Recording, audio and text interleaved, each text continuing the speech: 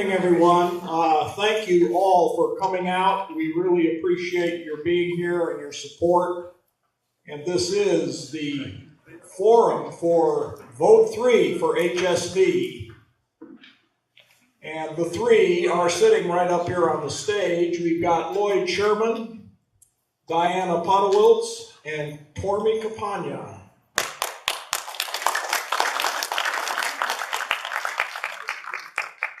Three great candidates, and they are here tonight to tell you a little more about them and their platforms and to answer whatever questions you may have. And we have two microphones in the aisle. When you wish to ask a question, just find the closest microphone and just be sure you're not speaking over the guy in front or behind you, and ask your questions, and they will answer. It would be helpful probably if you have multiple questions that you do them one at a time to be sure everybody gets the opportunity.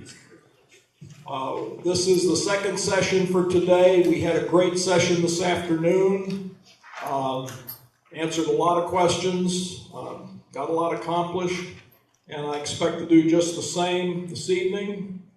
So that's really all I have to say. I'm not a candidate, thank goodness, but these three are, and they're really, really on top of their game. They know what we need here, and I think you'll leave with that understanding if you don't have it already. So let's get started, and I don't know which one wants to go first. Oh, it looks like Tormey. All right, Tormey, you're on. I've got the lowest lettered alphabet. Last name starts with C. That means I get to go first. You know, a lot of people perceive we're running as a ticket that you have to vote for all three of us. That's not the case. We're running as three to use economies of scale as far as our advertising expense.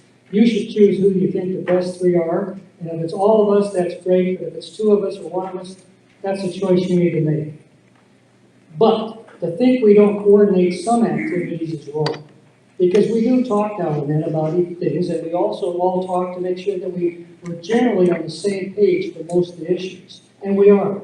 And in fact, prior to us getting together up here in front of the stage, both at the first session and then again at this session, we talked for a few minutes, and they asked me, Lloyd mentioned, he said, you know, we should understand what each of us is going to say in our opening remarks so we don't step all over each other and repeat ourselves and all of that.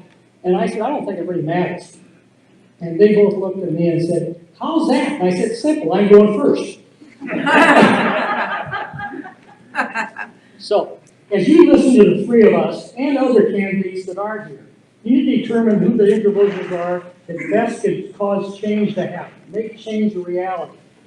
Please remember, only three people are going to be elected to the board, and their success is going to be based upon their ability to bring some of the remaining four members over to our positions. That doesn't mean one of them has to come over lock, stock, and barrel, but it does mean on any given issue that is an opposite of the way the board is running their business today, one of them has to come across so that we've got a majority.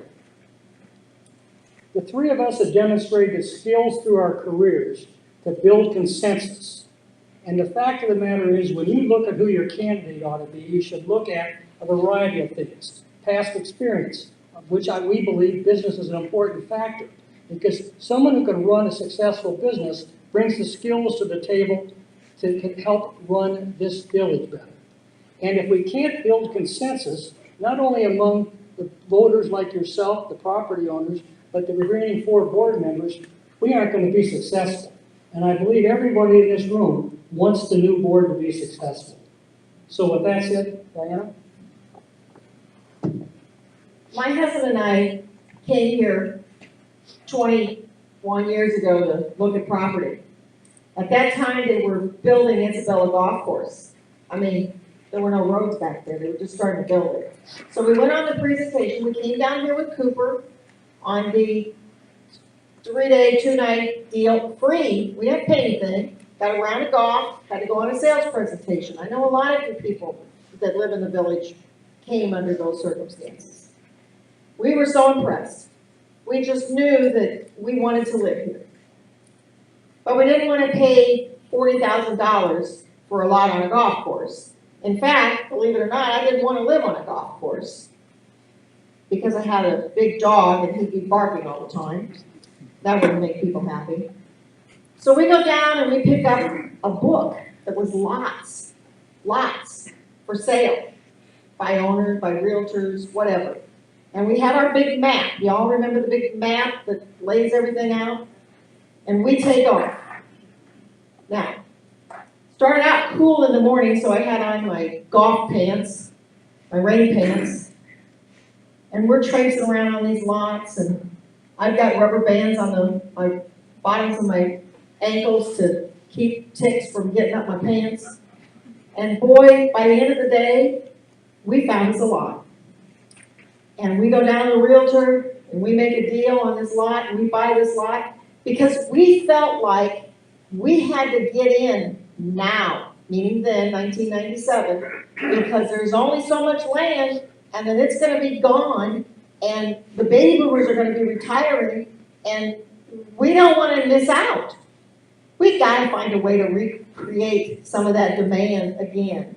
We have a supply and demand problem with our lots. We, the villagers, the POA, hold title to 3,379 lots. We gotta fix that problem, and it's not gonna be easy. We have a lot of operational issues. We have budgeting issues. I have an accounting degree. The way we build a budget is not a good way to build a budget. A budget's plan. We don't have a good plan. We have to work on that. I could go down the whole list, but I think they're gonna come up in the form of questions, so I'm not gonna do that. But the biggest issue that we have is a morale issue in the village. The camaraderie that existed here 15 years ago when we moved here is gone, and I'm sorry that those of you that moved here in the last couple of years missed that. We've had such divisiveness, such animosity amongst each other, and we gotta find a way to fix that. And one of the ways that that will happen is allowing village property owners, residents, non-residents, to have a voice. Bringing back the monthly work session board meetings where people can see us working together at the table, where people can bring their ideas and talk to us and share. That's what I want to do when I'm elected to the board. Good evening, everybody. Many people have accused me of having this device plugged into my ear too often. But it's my symbol to say to you that I'm listening, and I will continue to listen if I'm elected to the board. Tormey mentioned experience, and all three of us have experience, and all of us have had titles, as did everybody that's running for the board this year. Titles mean nothing if you don't have the experience to back them up. So instead of worrying about somebody's experience so much, because that information is available on all of our websites if you want to know about it, just understand that every candidate running this year has a desire to serve the property owners. And we have a passion to take this ship and turn it around. I certainly do. I know these other two people up here do. And I have to believe that the rest of the candidates do also. So ask us your questions tonight. We will give you our candid answers. If there's something that we can't answer for you, we will write it down and we will get back to you. And of course, our business cards are all out on the table. Please take them if you have additional questions or you want to reach out to us. We're always open to answering questions and being there for you and listening to what it is that you want us to listen to. Thank you.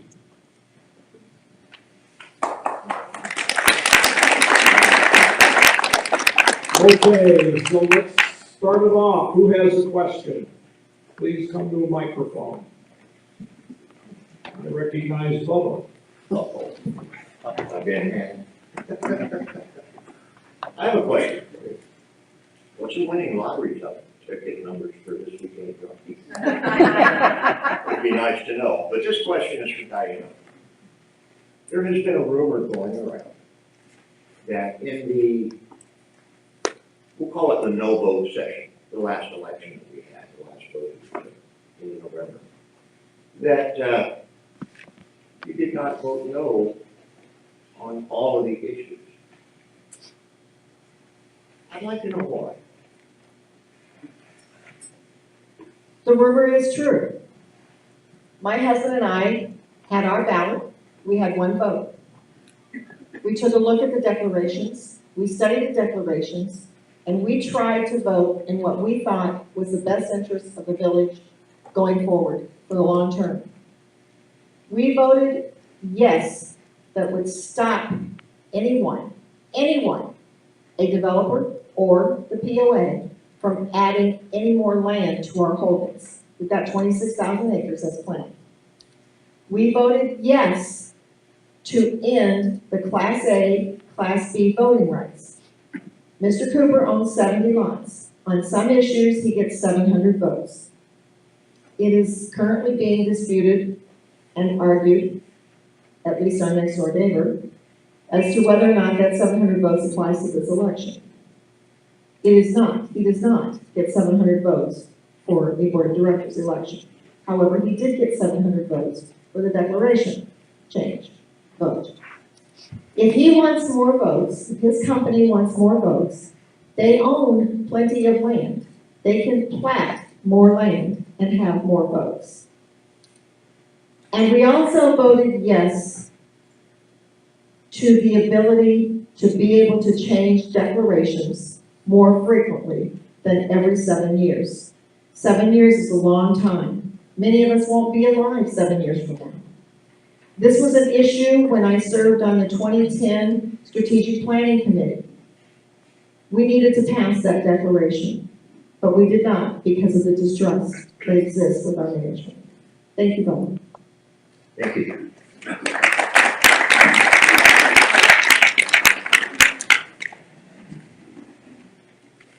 Good evening. So my first question for you is, well, it's kind of multi-layered. One, can everybody read financial documents? Yes, I'm a retired accountant. I think I can read one fine. And yes. Because I know right now, not all the board can. And second of all, will you do profit and loss accounting? Because right now, all the accounting that's happening in the village is pushed together into big lumps. So the RV park and waypoint and whatever are put into recreation and not clear to what is profitable and what is not. What is the real cost of it and what is not? Will you fix that? Should we do that all together? Yes.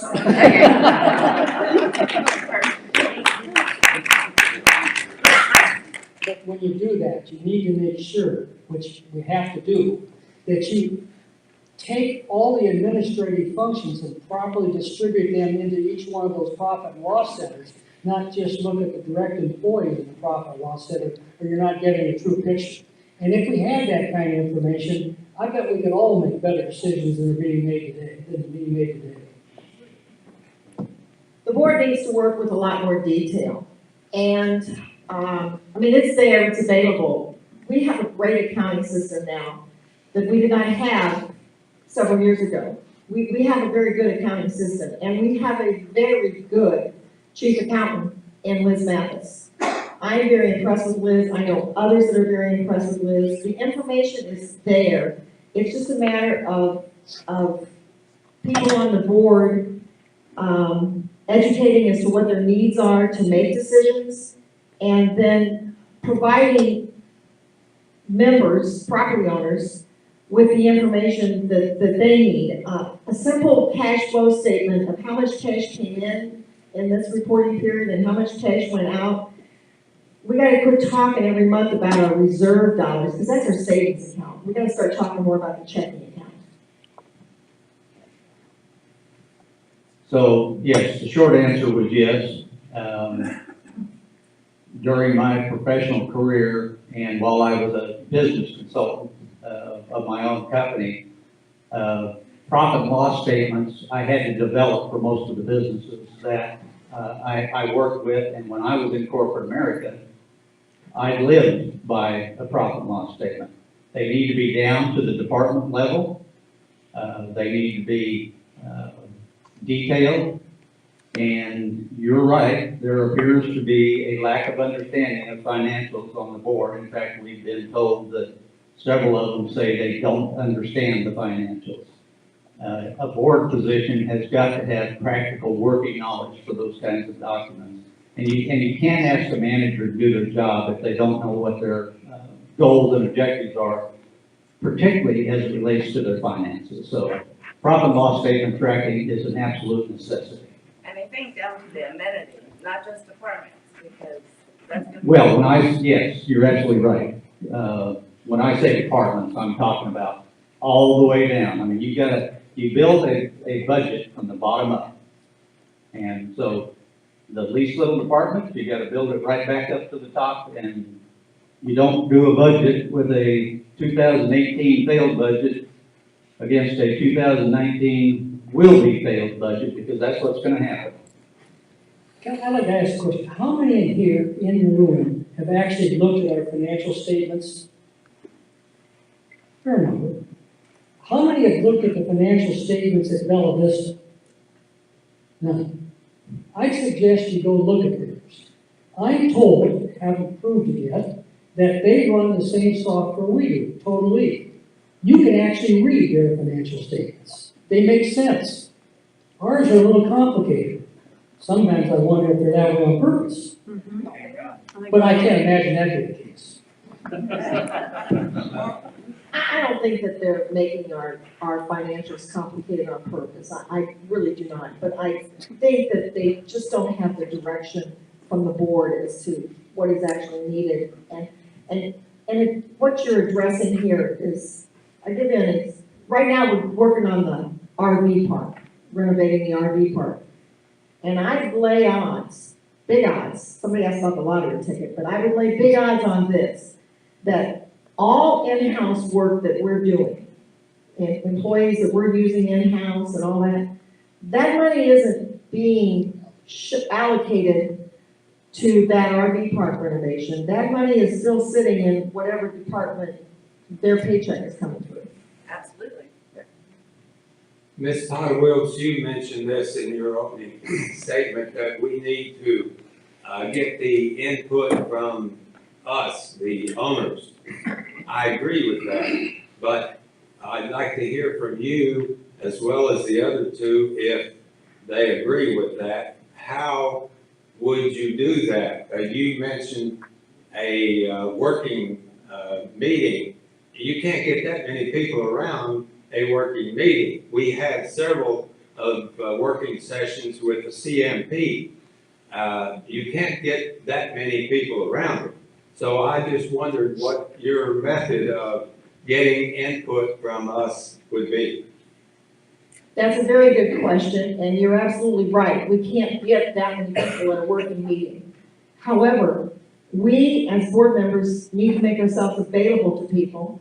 I envision that there be an office, perhaps at the Balboa Club, since we're looking at uses for that anyway. Surely somewhere in that big building, there's a place to tuck in a little office that a board member will be in that office every day during X number of hours and one evening a week, so that people can come and talk to us.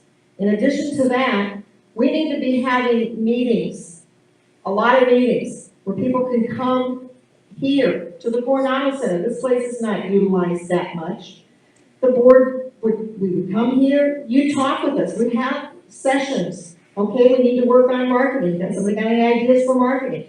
Oh, we need to work on educating the budget. Who wants to volunteer to help educate the employees so that we can put together a meaningful budget next year? Just involvement without going through the formal structure of a chartered committee, which, by the way, I think those charters now, they're written not by the board, they're written directly from the cookie cutter CMP. Does that answer your question? Yes, from you. Thank you. Well, and I'll try to answer it for you also, sir. The meetings just like this could help. it seems to me that currently the meetings that are held tend to be ones where they're scripted almost, although they aren't totally. But they get questions from the audience on written cards. First thing, I like the open mic idea. I also like the idea if we expanded this 2-minute rule at the board meeting so we could actually hear the full content of what someone wants to say. We need more meetings of smaller nature. Now, this is a fairly good-sized meeting, particularly if if every seat was full. And you're not going to get 200 opinions that way, or we'd be here for the next week. But the fact of the matter is, there's a lot of ways to communicate with the board that aren't being utilized, and maybe it's by design, I'm not sure of that.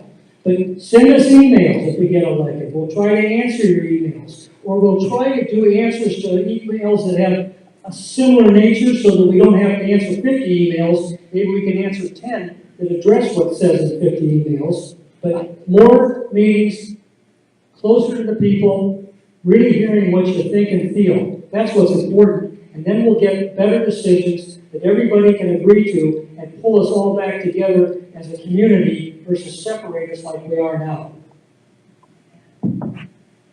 And my input is what Tormey said. Yeah, I don't, did any? What about what I said? Oh, well, and Diana. Did anybody in here read my open letter to the board in December? Okay, one of the things I've been pounding on the existing board to do was open forums and more meetings. And I was of hope that they had started listening to us, that they needed to have more meetings. Well, the ones that the board is holding right now has a maximum of 40 people. It's a start. But if you did that a year, you're going to get to about 500 property owners a year. So how many years is that going to take us to get to all the property owners? That's not enough. It's a start, but it's not enough. We need more of those. We need more of these kind of open mic kind of forums where people can come speak their mind.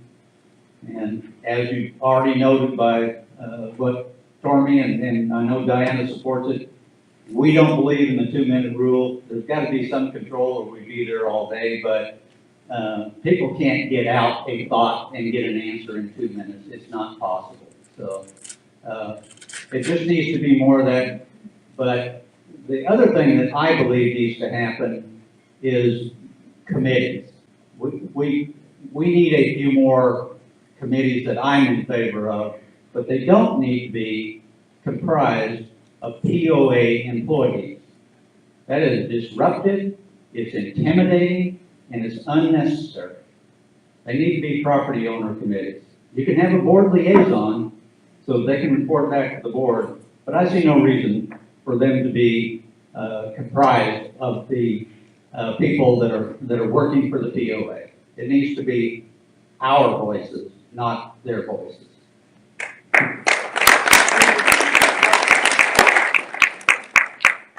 Yes, ma'am.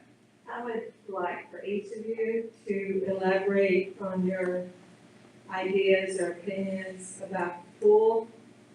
In my opinion, it is no more conscionable to take that amenity away from the west side than it would be to say close a golf course and golf club that's not performing to save money.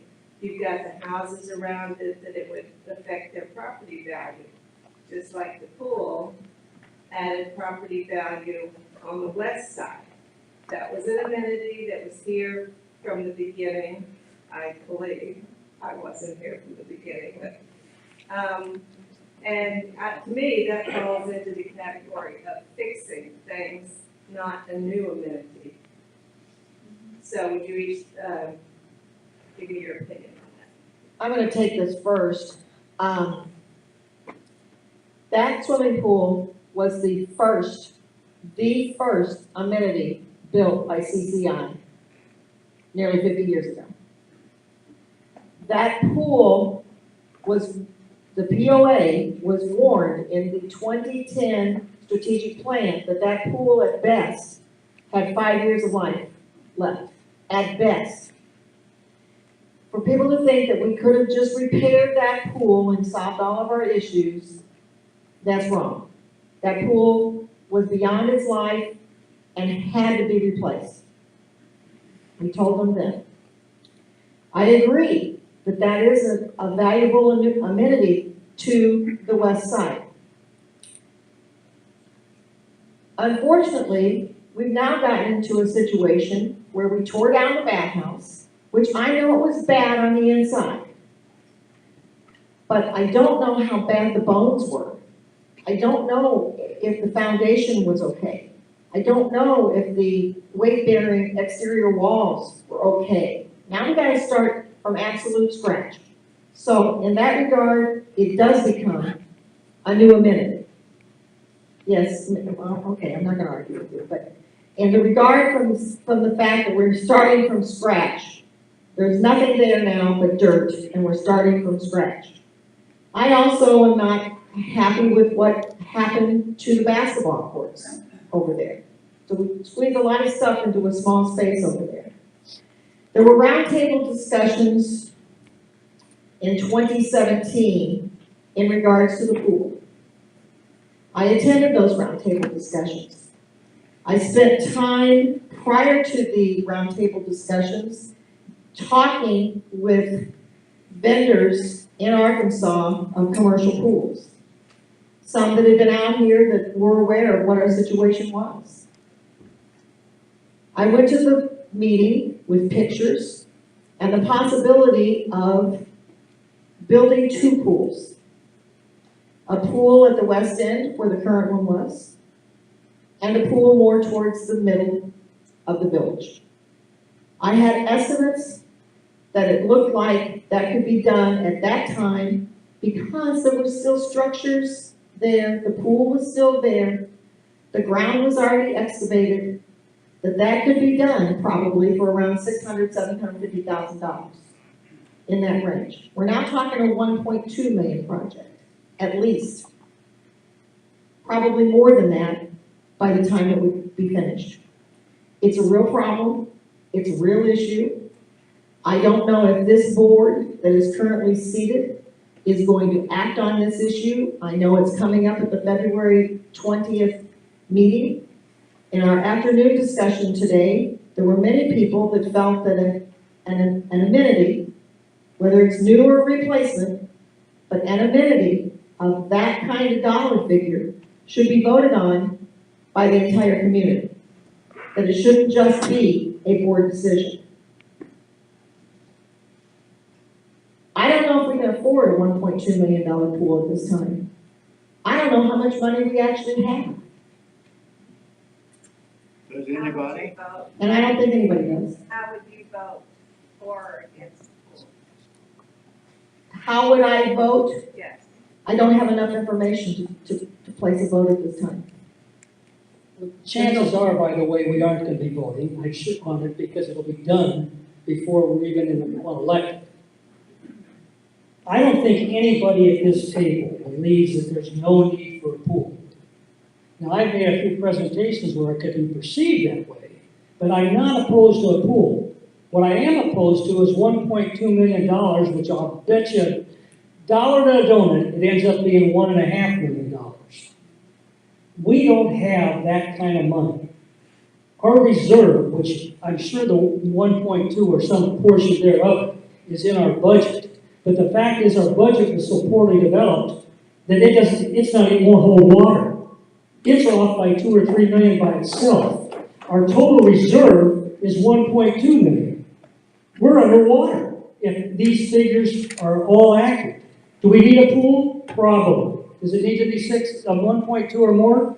Absolutely not. You could build a great pool for half of that that'll serve your interests, and I'm sure everybody else that has that same interest, and make the whole village happy because we didn't spend that kind of money.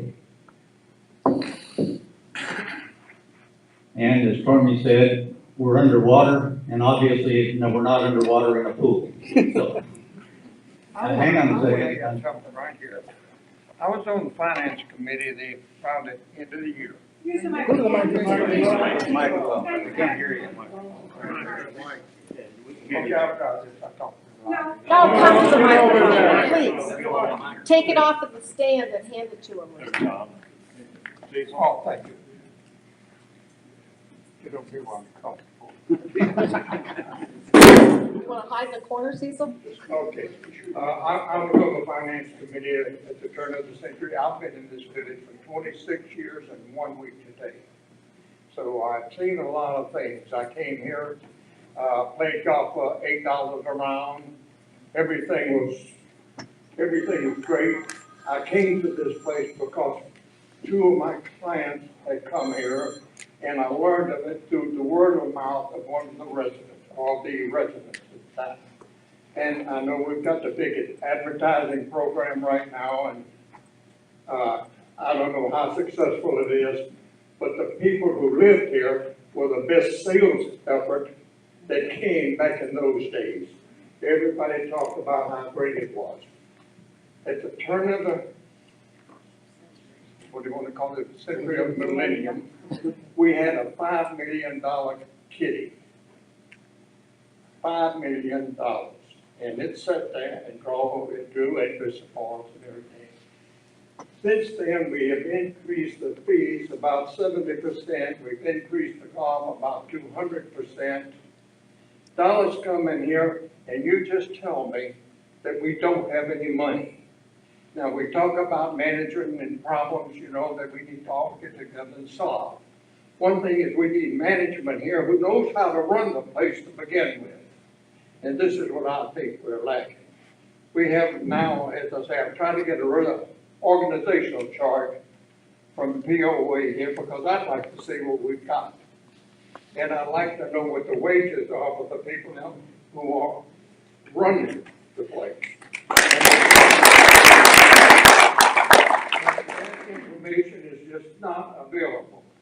And I'm going up tomorrow and I'm going to get an organization chart because from what I understand, we have a consultant, and not the consultant, we have an operating officer, a chief operating officer.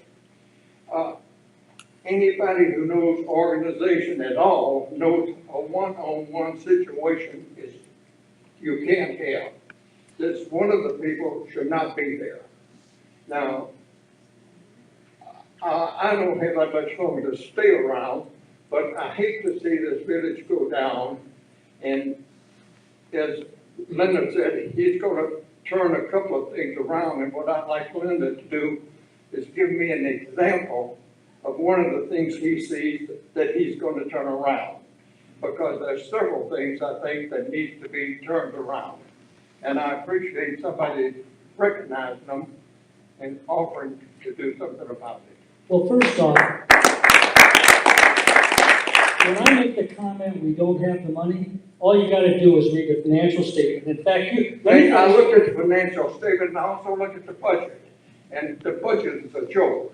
And the financial statement is a lot better. So, and what are we gonna do about that? Or why do we need a meeting to do that? We need management to do that. Nobody, sir, would disagree with you one bit. And Lloyd and I did an analysis of the budget and the financial statement, and we concluded that without a lot of work, we could knock $3 million out of the budget.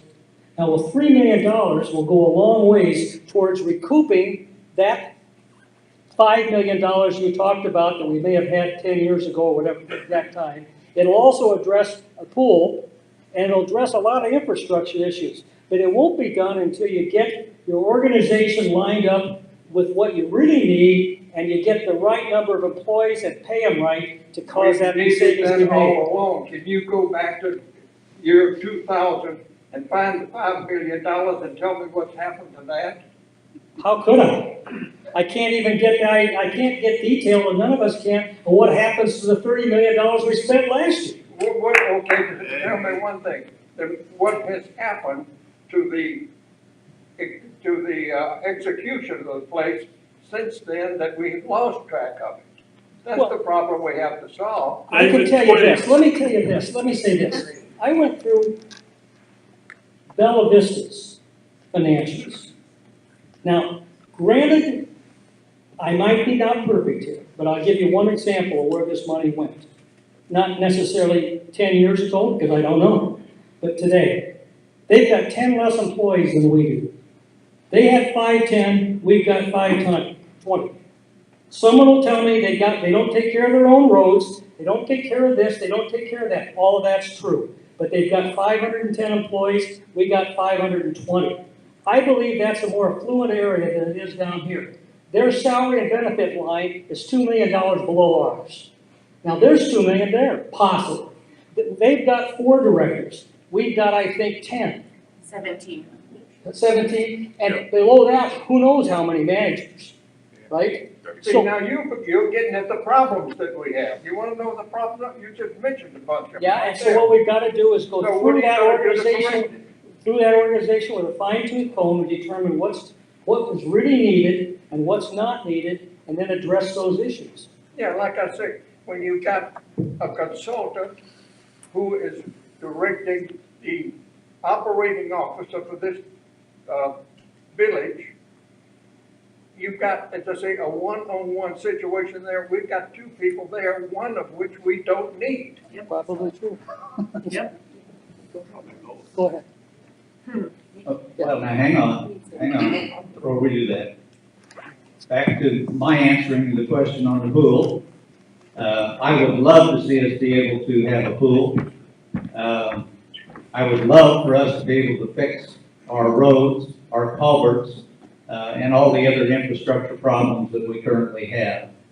However, the reality of the situation, Cecil just pointed it out too, is that we've had money squandered, and we're now in a position where we're going to go over a fiscal abyss if we don't get it under control. So, I hate to say things like this, but the reality is all new project spending needs to be stopped for the time being until such time as we get our finances in order. And I'm sorry if that includes things like infrastructure, but it has to happen. Part of the problem we have here is that we have allowed the administration of the village to now be running what's going on a day-to-day basis instead of the board of directors. They've abdicated their responsibility. We all advocated, and I know several other candidates do too, that we need to take that control back. And without doing that, this mess is going to continue. I'm not going to sit by and allow that to happen if I'm on the board. So that's where the problem is, and you can blame the administration on it if you want to, but this clearly lies at the feet of the board of directors. They're not doing their job.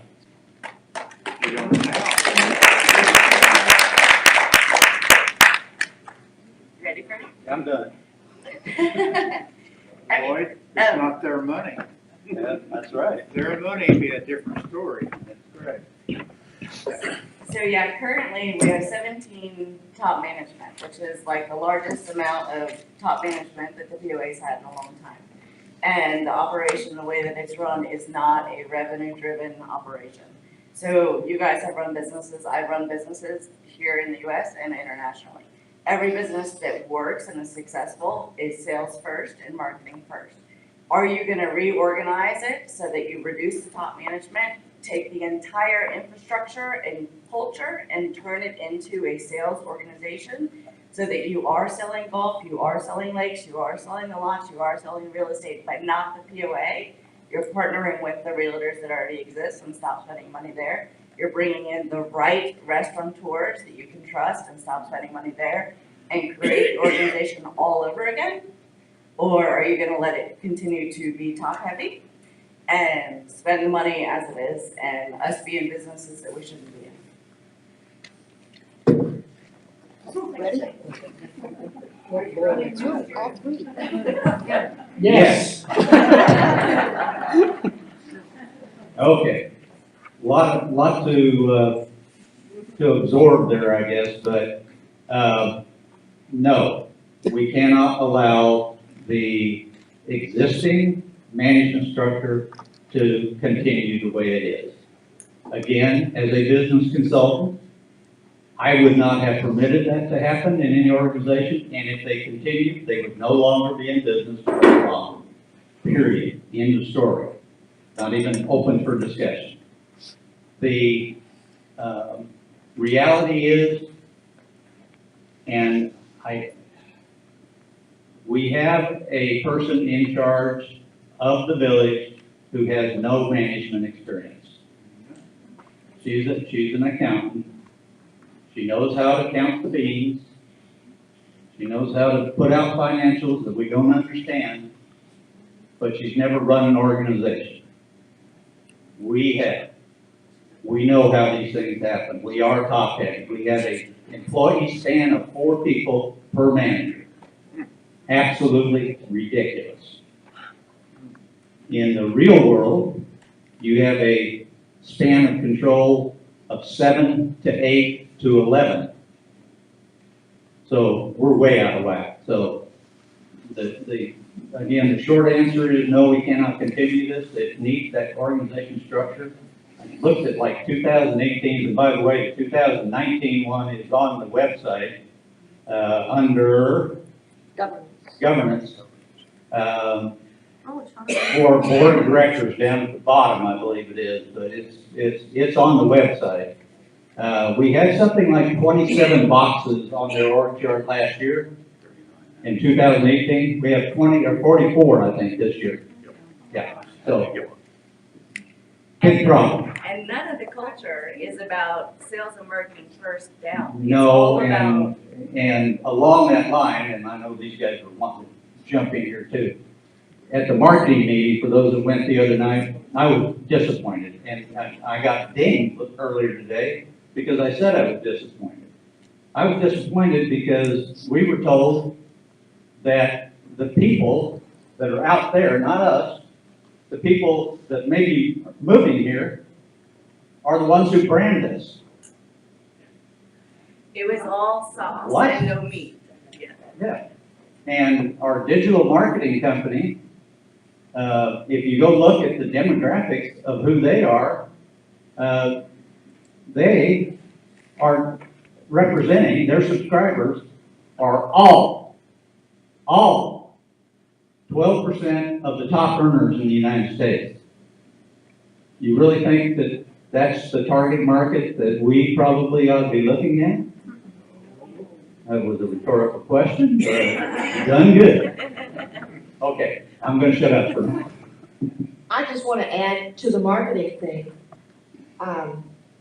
It's not a thing, it's an issue. It is something that absolutely has to take place, and accountants and marketing people, we don't always see eye to eye because we're checking the money and you guys are all sailing. But we have to market through all of our areas, and it has to be a coordinated effort. We've been bringing the bumper-to-bumper golf tournament here for the last 10 years. Around 240 some people, representing 10 states. What do? We send them home with a golf ball. We don't try to sell them on the village. They love this place. They've been coming here for 10 years. We don't try to sell them. Selling is about contacts, whether it be on the internet, you've got clicks, and see, I'm trying to get organized, educated on all this stuff, because I don't, it's not my forte. I don't know, it's not my real background. But you have to have contacts, and you have to meet people, and you have to talk to people. As Cecil said, and somebody else said, the marketing tool, the best marketing tool for this village is us, the villagers. Talking to people when we meet up with them on the golf course or in one of the restaurants or something or other like that, and telling them how great this place is. There's one thing in the CMP that talks about marketing that suggests that a video be prepared to give to the villagers to be able to send out to their, you can put it on your computer and do it electronically and send it out to 10 contacts or so about how great this place is. Get out of your high-tax state. Get out and stop shoveling snow. Whatever. Come here. We lead a great, active, outdoor lifestyle. whatever the right brand is. But stick with it and bring it through all sorts. We got a pickleball tournament coming here. At the marketing meeting the other night, it was brought up by me, and there's been no plans to market to these several hundred people that are coming here that are basically somewhat professional pickleball players. We have outstanding outdoor pickleball facilities. There are retirement communities throughout the nation that are adding pickleball courts to their facilities because it is the fastest growing sport in the US. And we're not marketing to these people. That's wrong. Back to your question. We've got way too much top-level levy management.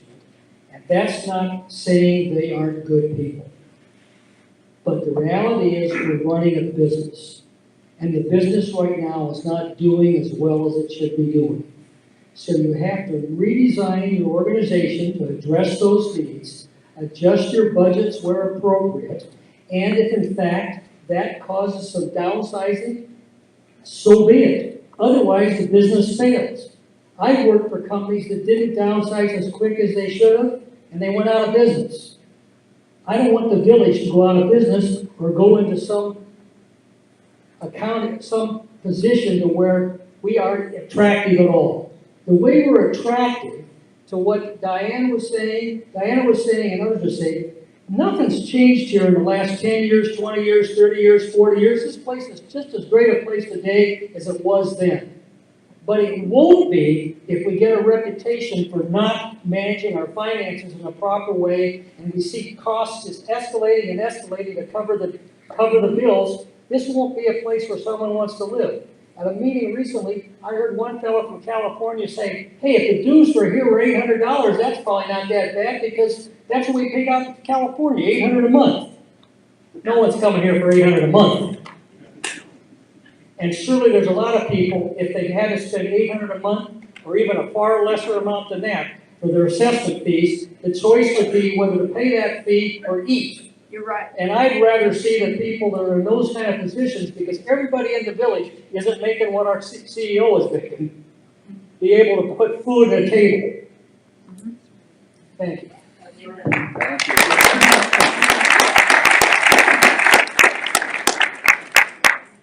Hi, my name is Cindy McGear. I'm on the Recreation Committee, and I just wanted to clarify some things about the pool that have been discussed.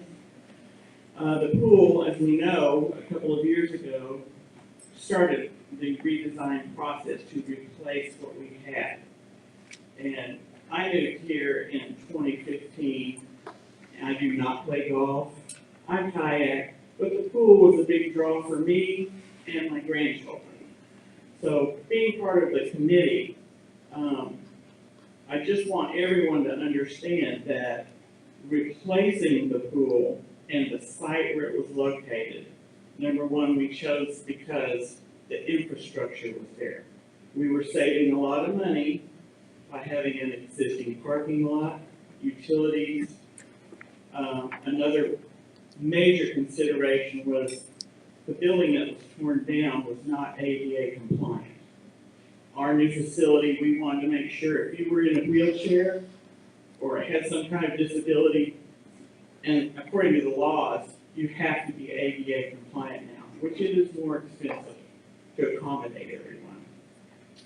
But I was also an employee of the Department of Education, of the APSCN division, setting up all the computer systems in the schools in the state.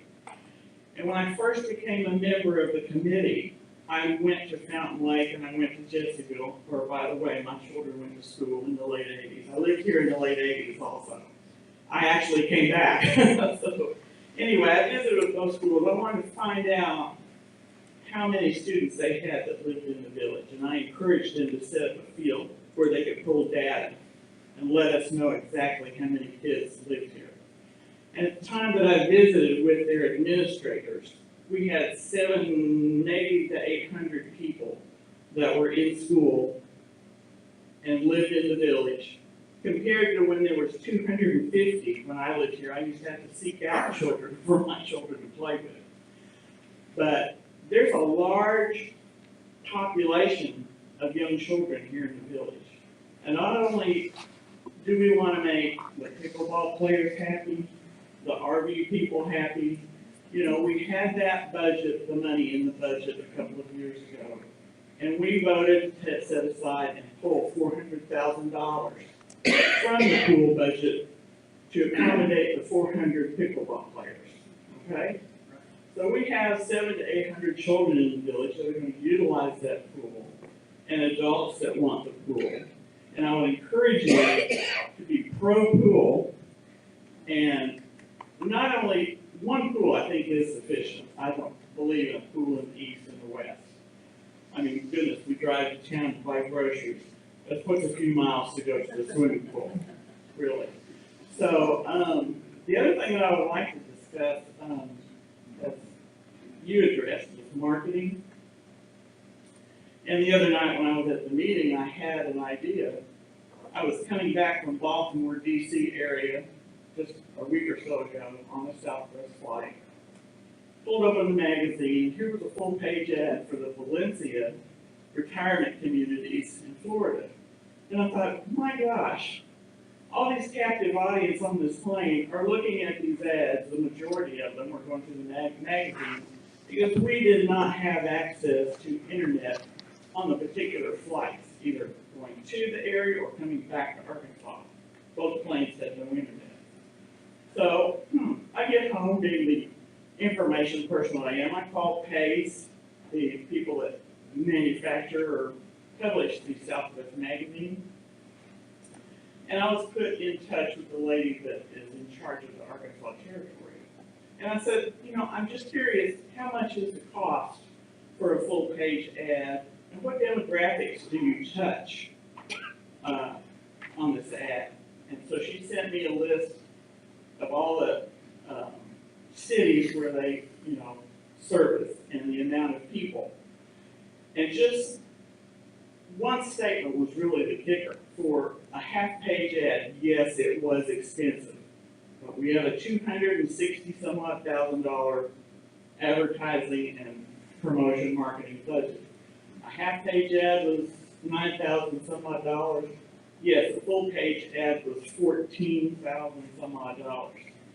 So, but for 30 days, the 13 million people that ride on airplanes, who the demographic is age 46 to 50, that makes $72,000. Just think how many people you're going to touch and say, oh wow, that looks like a great place to visit. And even if they had internet, they could click on the link that says Explore the Village right there on the plane and look at the pictures for, let's say if you did 2 full-page ads for $30,000. Look how many people you're touching. Wow. That's all I have to say.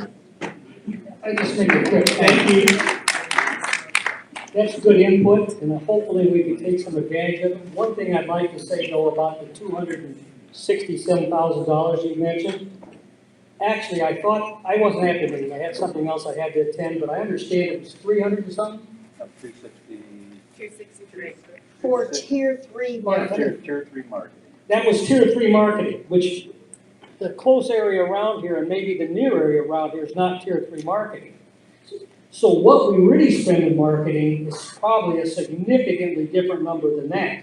And actually, you could almost conclude that what we're spending at the village homes and land is mostly marketing dollars too. So what I'd really like to see as a board member is what a real marketing budget is, not one that's spread across 15 different departments, but what something is, what it really is in total. Maybe there's more money there than we need if you use it efficiently.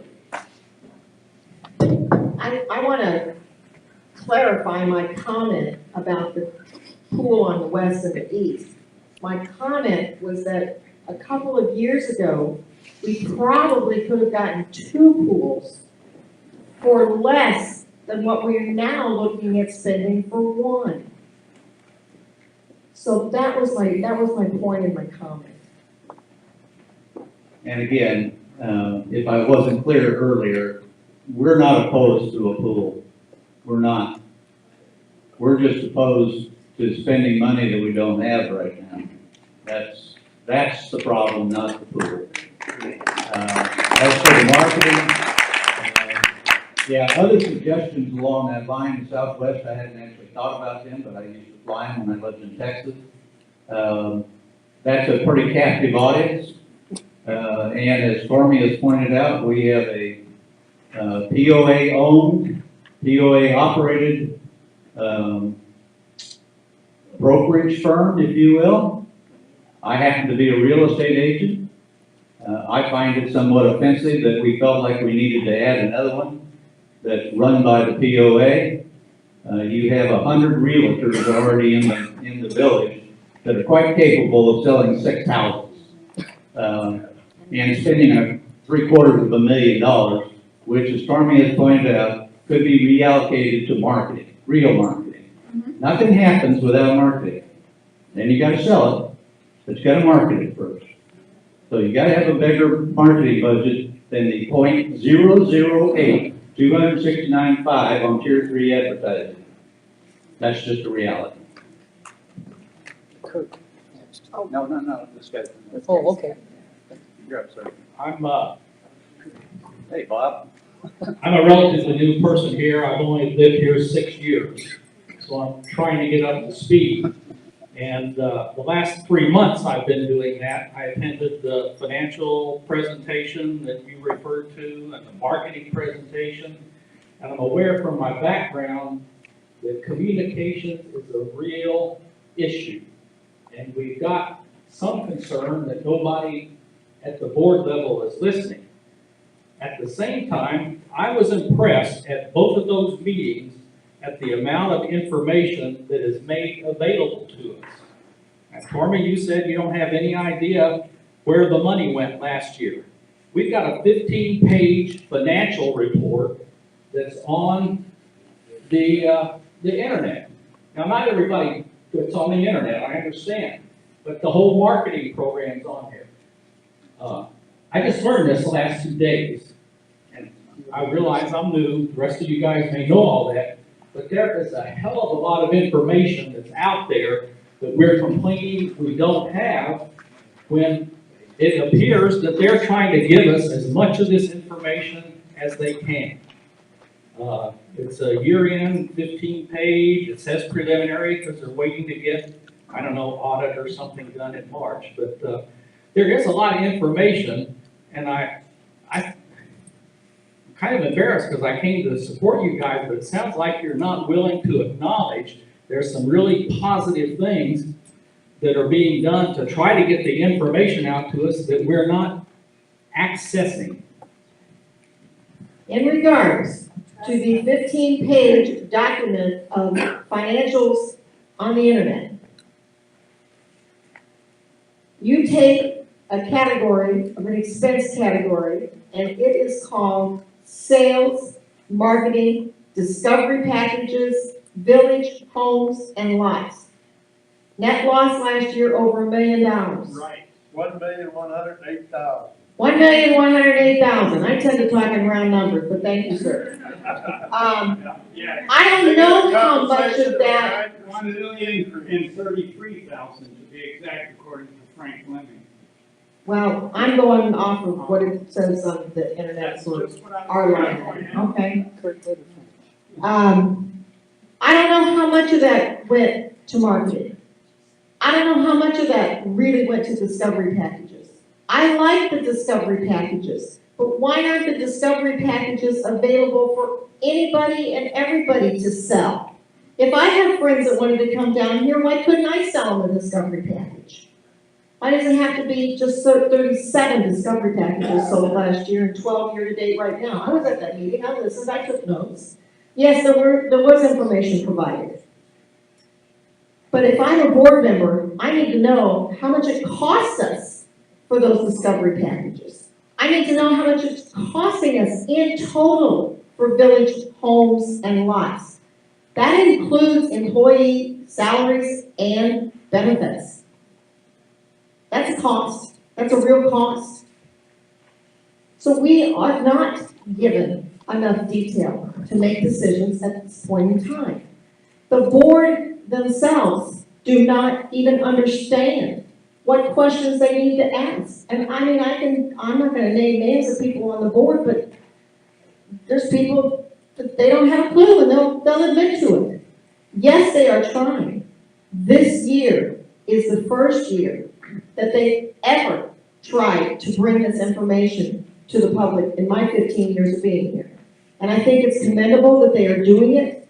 But did you also notice how they shut us down? How they shut down Mr. John Duncan, longtime village resident, who tried to talk to them about getting some expertise from us, the village owners, the property owners, on helping them to market. They want us to go, yeah, it's a great place to live, everybody, come here and live. There's 22 ambassadors out of 14,000 residents. Do the rest of us not cut the bill?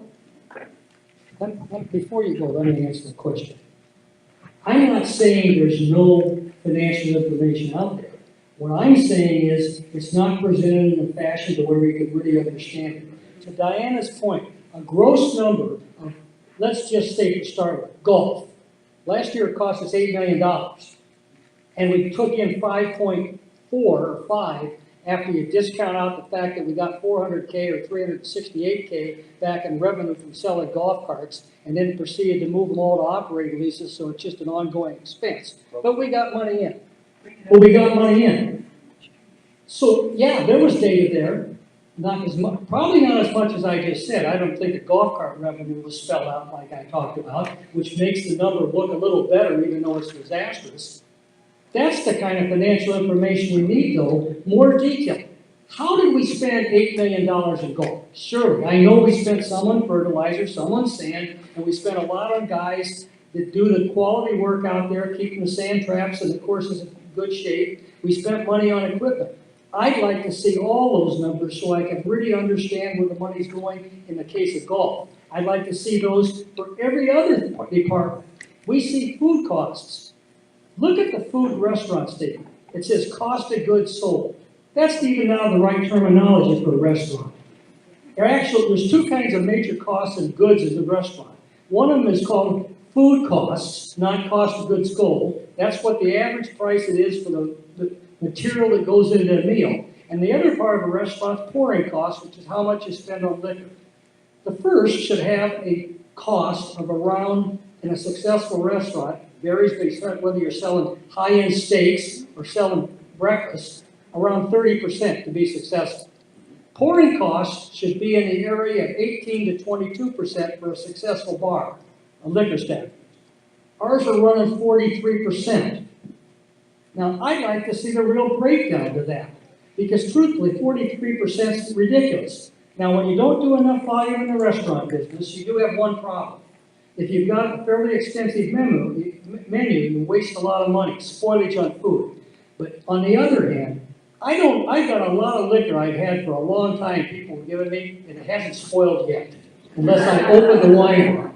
So how in the world can you have pouring costs as high as we've got? One, you're not buying it right. Two, you're not selling for enough, or it's slippage. Now, I don't know which it is, but I'd sure like to know all those things if I was managing a business. And when I was in business, I did.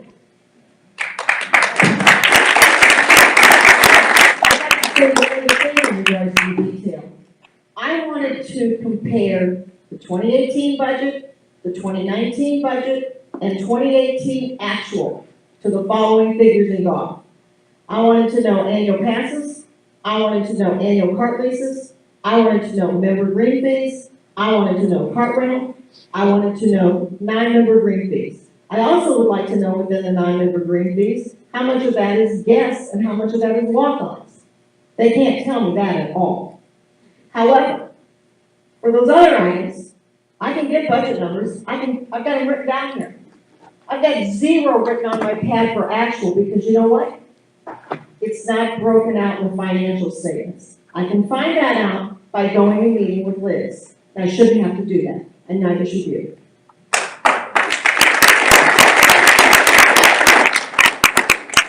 Yes, sir. Oh, yeah, I was just trying to figure out. Get closer to the mic, Closer to the mic. The loss of $1,033,000 for sales and marketing. Looks like they spent $1,170,000. The revenue was $137,000. How does that compare with what they told us the other night, that they only spent $279,000? I can't figure it out. Well, what they told us the other night was how much they spent on Tier 3 marketing. Now, I'm not a marketing expert. I know Tier 1 starts with local advertising. And Tier 2, you branch out a little bit further. And Tier 3, you go out even farther geographically, demographics. Universe, we go to universe. So we, and we know the other night that we spent $28,000 for our annual subscription into Ideal Magazine, which Ideal Magazine is a magazine that you get by calling and ordering it. And subscribing that way. It is mainly sent to people who advertise, not just out to the general public. But we had another really positive thing that came out the other night, and that is that Southern Living Magazine has contacted us, and apparently we're going to be in some type of article, a featured article coming up. That is a real positive thing, because we don't have to pay a thing for it. And that's part, Bob, back to kind of your issue, that there is an attempt to provide information. How detailed it is, it's not detailed enough for a manager to make good, prudent decisions on, I can tell you that. Half the time, I've got to go to 14 different places to try and add up to a number to even get anywhere possible. I don't think any of the salaries are being allocated out. I don't think any of the benefits are being added out. And do you guys realize that we accumulate or collect approximately $17 million a year from assessments, from what we pay? Do you know how much we pay in salaries every year? 98%. 98% of that number this year, and it was 100% last year. Now, if those are not being accounted for in these numbers, how in the world are we expected to determine how poorly a division, a department, and amenity is operating? We got another question. What I was going to say is that a lot of that information out there is actually misinformation, because if sales and marketing is $1 million loss, and they're only telling us it's 270. I would say that that's clearly misinformation. Well, they only presented some numbers the other night that they did not all add up to the whole $1 million. They spent $268 on one form of marketing. They also spent money on other forms of marketing, but that was not made clear on Monday night. Yeah, and I think you could probably, out of that number, you could probably consider that the village land and homes, or homes and land, comprises a huge part of that 1 million number. Right. We've been told, we don't know because we can't figure it out, but we've been told 750 of that number. Brian? As the one gentleman here said, that he's only been here for 6 years. He's been waiting to ask the question. He can't stand at the mic, but he's ready to go to the mic. Would somebody take the mic to him? Take my I didn't know, I'm sorry. Well, thank you. Full disclosure, I was here at the earlier meeting, and what I'm about to read to you or tell you about, I believe is foundational to everything you're talking about, that if this isn't taken care of, that you will, all these well-laid plans could be in jeopardy. Anyway, the dollars are required, that's true. Tormey, you said earlier you were interested in downsizing. I'm interested in downsizing the lawsuits that we're currently experiencing. since the no election, if you want to call it that, we've had 2 board lawsuits.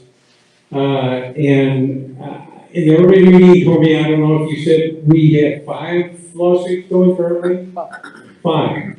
Now, all these are great, and if your marketing is successful, I came from marketing, that's wonderful. But I have some friends in Florida.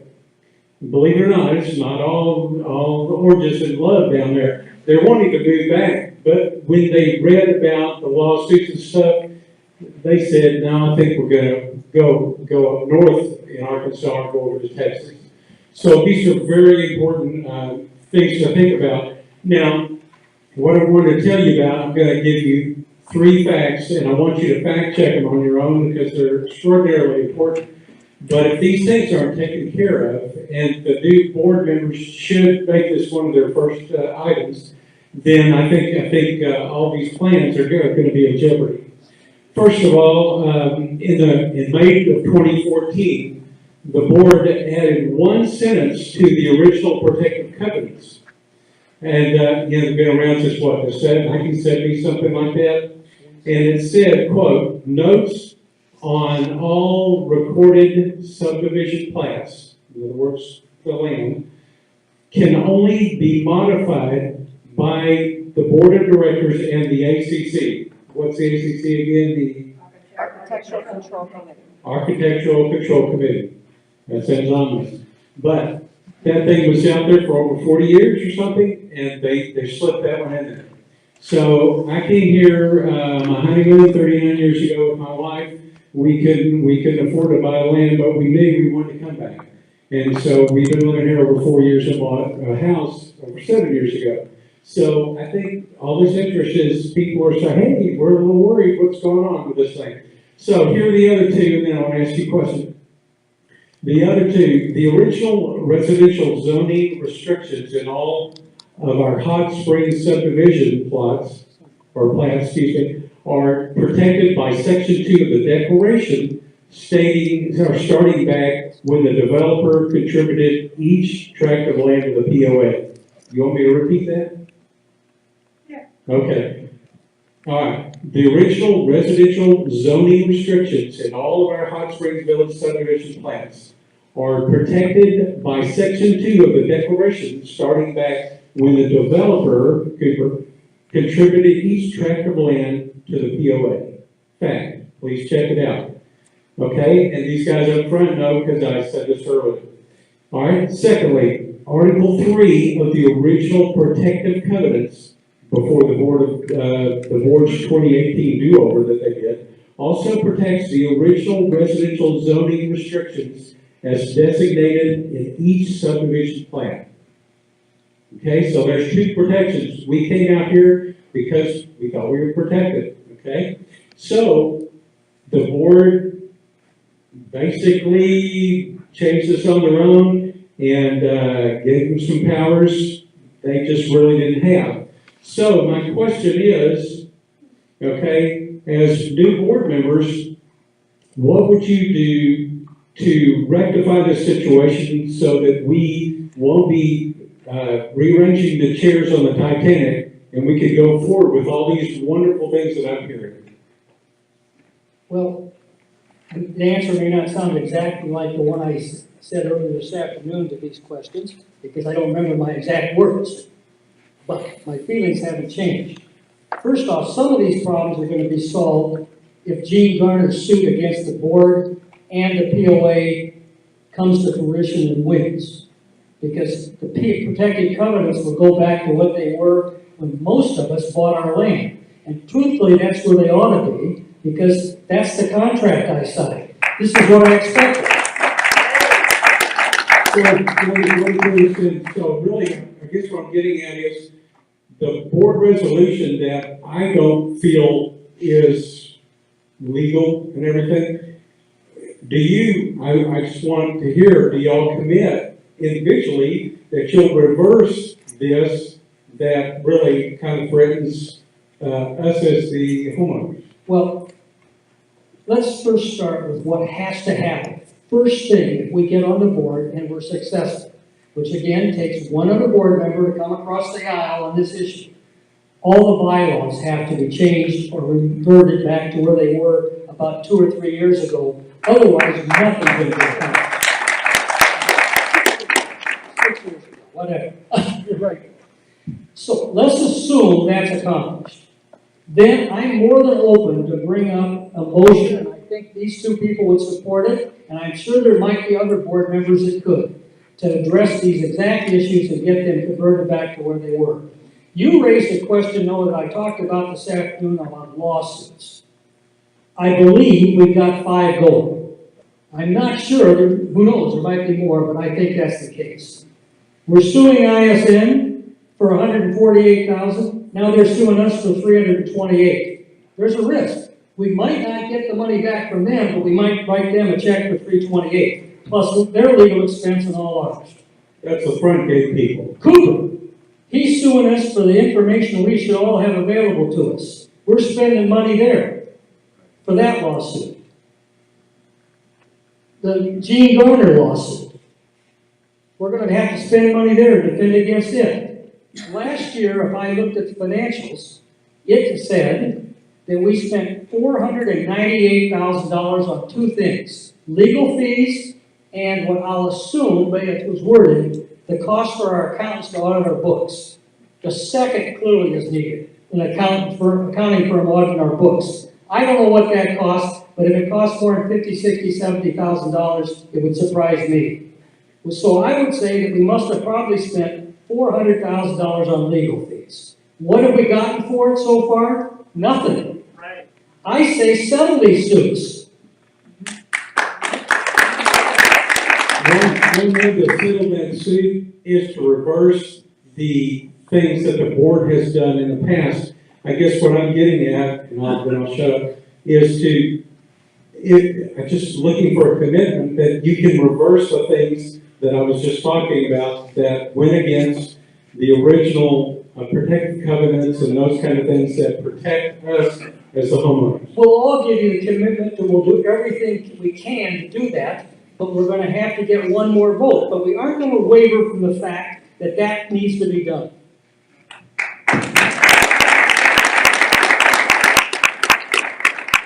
Vote 3 has already had the protective covenants rewritten. They pretty much go back to what we had before. This is a 7-page document, by the way, not 115. And they're currently in the hands of a leading builder, someone who has been building here since 1985, to see if they're workable, can work with them. They're also in the hands of a former ACC member, to see if we're covering all of our bases. We mean business to make changes. We realize that the current board has been lackadaisical. Why? They will tell you they have plenty of power. If they do, they're not utilizing it. I contend that they haven't, because of the way the bylaws are structured, and we also are ready to bring a motion for those changes. Why they decided to transfer power over in 2013, I could write you a short story on my theory, but it would just simply be a theory. But we 3 promise to do whatever we can to start bailing water and staying afloat. And along that line, and specifically to answer the questions, these issues were brought to my attention some time back. I went and took the issues to Mr. Cooper, discussed them with him. He took them to his attorneys, and for some reason, they hadn't thought about it, which baffled me. But the reality is, he had his attorneys working on this when Mr. Garner filed his suit, indicating basically that these people had violated the declarations by what they did last April, both with the CMP and particularly with the covenants that required a vote of the membership of all of you and all of us in the village and the lot owners. So, do I think that they should be reversed? Absolutely. Do I hope they're reversed? Unfortunately, maybe by legal means, but if not, we'll work towards getting them reversed.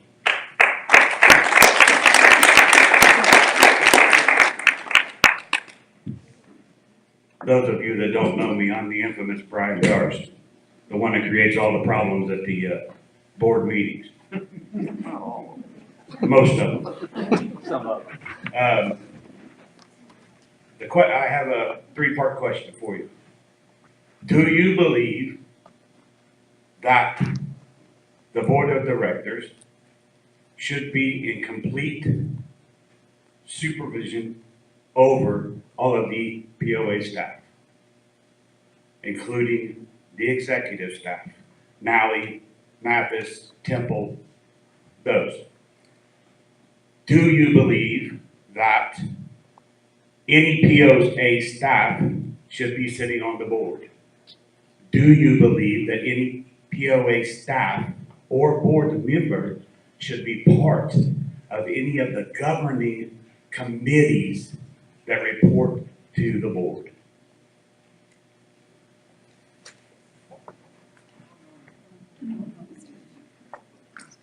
The POA staff needs to have direction and goals set for them by the board. They need to know what we expect from them to do their job. How they do it is their decision. But they would then be evaluated by the board as to their accomplishments. So yes, I believe that the POA board needs to be directing the staff.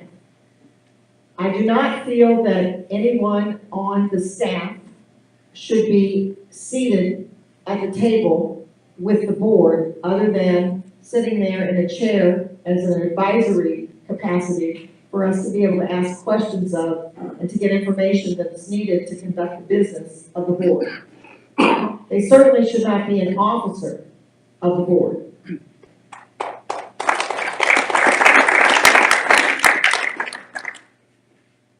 In regards to the governance committee should be made up of 4 property owners that do not sit on the board.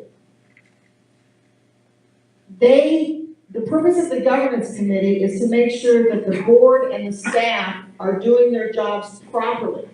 So if you have a board member or a staff member sitting on the governance committee, what you have done is put the fox in charge of the hen house. Bad control, it doesn't work. So, no one from the board or the staff should be on the governance committee. Thanks. Well, I'm not gonna talk to the governance committee because she just has my exact thoughts on that. And the same is true with relative staff on the board. Now, your other question was, should the board, in effect, be managing the staff? Well, the first thing I don't want to be doing is telling the guy who's out there in the sand traps how he ought to do that. Unless I'm playing golf, I don't like to witness too many rocks and traps. But, which does happen now. I believe the board has to give the general manager direction as to what they expect to be done and measure her against that. And it sometimes needs to be somewhat granular. Like, let's just say, I'm being a little facetious here, we need to tell her what the CMEO is supposed to do, which God forbid what it is, and why we need one. But we ought, and we probably don't have to tell her what the finance person has to do, like our current CFO, but we might say we'd like to have more readable financial statements and balance sheets and cash flows so we can all understand it more easily. I mean, all of us in this room. What I meant by asking about whether or not the board would have supervision is supervision directly over the executive staff. The executive staff then has supervision on those underneath them. But without the supervision of the executive staff, which is what we have now because the executive staff is running the place and that ain't the way it's supposed to be, would the board actually cut the reins and pull the reins on Malley and Temple and all of them if it's needed to be done? The answer to that question I would say is yes, and I would define the executive staff the way you did with, that's Leslie, it's Temple, the COO, it's Liz. We need to provide the exact direction to them and what we expect, and they need to follow that direction. And if they do, they can manage their organization any way they want, as long as they manage it within a reasonable budget. So that is exactly how I feel about the process too. However, I would go a step further and say that the board's responsibility in defining those goals and objectives has to be done annually in concert with the budget in the form of a strategic plan that lays out those goals and objectives, is very specific as to what we expect of our senior management group. And mostly, we've got to have this, as Brian has alluded to, we've got to have the tail wagging this dog reversed. You know, and one more point. I give you a direction of what I want to do. If I never go back and look at what you're doing, and then I don't get the results I like, shame on me. Right. So if this board that we're on provides those directions, it's also our responsibility to inspect them now and then to make sure what's going on is what we think is going on. I'll tell you a story. I worked for NCR. We sold a lot of cash registers to grocery stores. And what we did was we went into the store owner and we took a told him we wanted to take a 3-level survey of his business so that we could help him understand what kind of better controls he would need. So the first survey we took was at the cash register with the checkout person. And we had a whole series of questions and we asked them how they did this, how they handled bottle refunds, coupons, blah, blah, blah, blah, okay? Then we went and talked to the manager of the store. And we asked him how all those same things were handled. Then we went to the store owner and asked him the same questions, how they were all handled. Guess what we found out? They were all handled differently. And that's what you get when you don't inspect what's going on. That's the old adage in corporate America where you say you get what you inspect and not what you expect.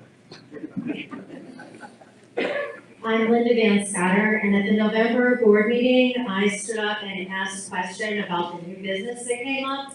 The first was about the CEO evaluation, and I wanted to know what the cost was going to be from the consultant, and I also wanted to know what the ongoing costs were going to be.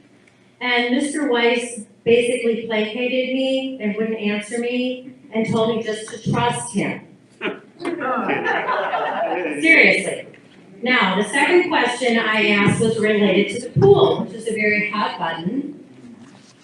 But I wanted to know, you know, they say the building of the pool is going to be $1.2 million, which I find too much. But my question was, I think very appropriate to the board, what is our maintenance cost going to be? What is our insurance cost going to be? And what is our employee cost going to be? I was told to come visit the headmistress. No one gave me an answer.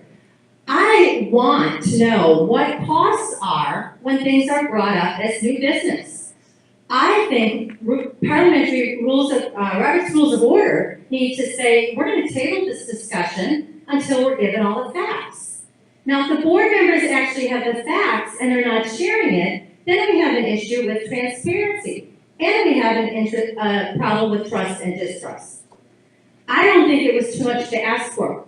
None of you who want the pool know those answers, do you? If you have, it hasn't been published. I think it's really important that we know what those dollars and cents are with absolutely every project that comes before the board.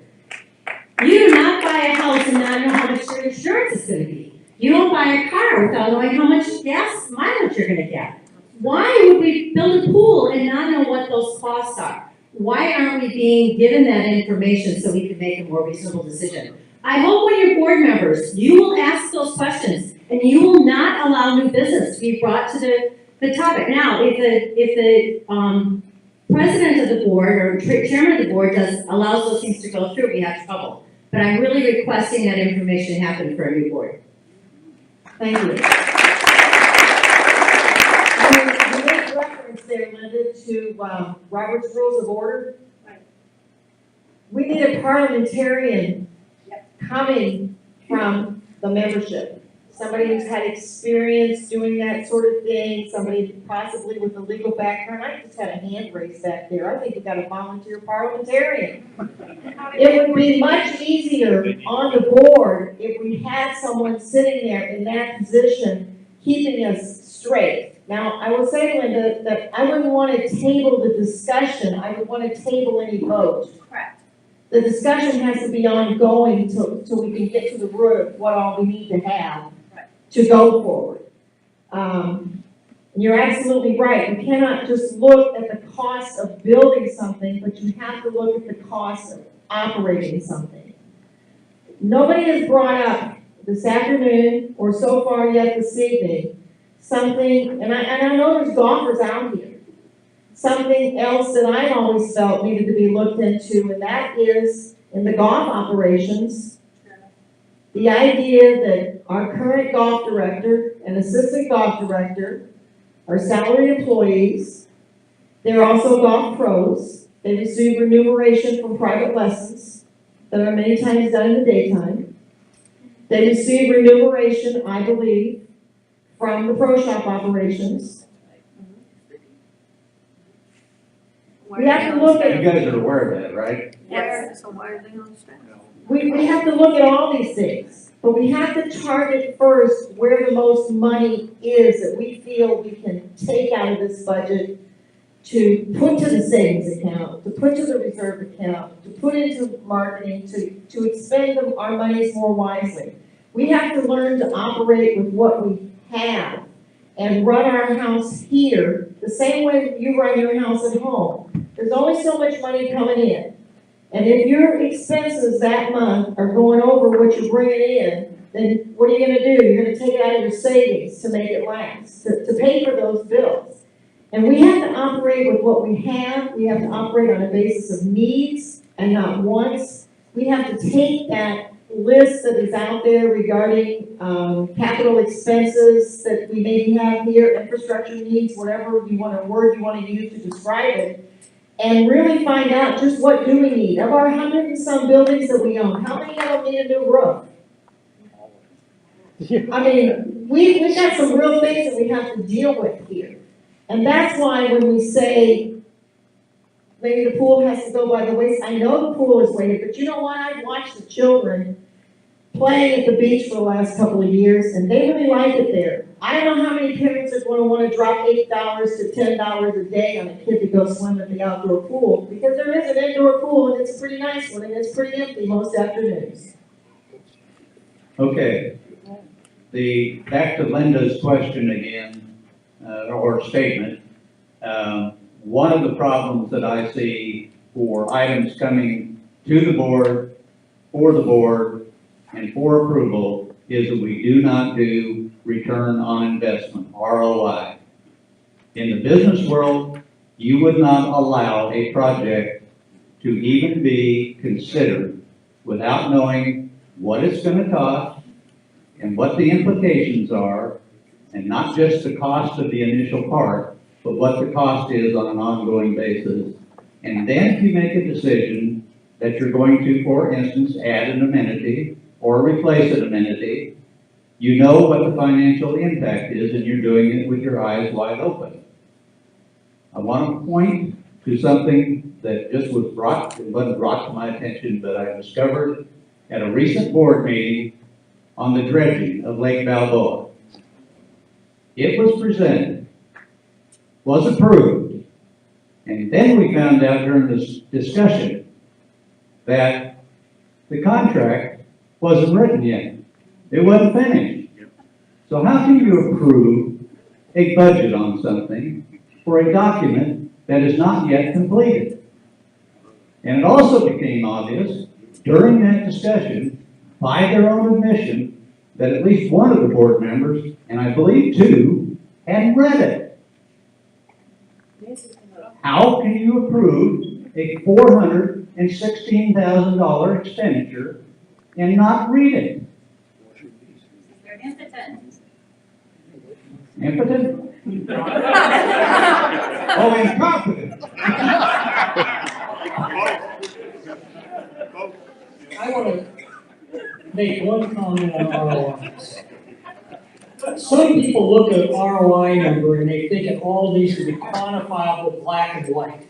That's not all there is to every ROI calculation.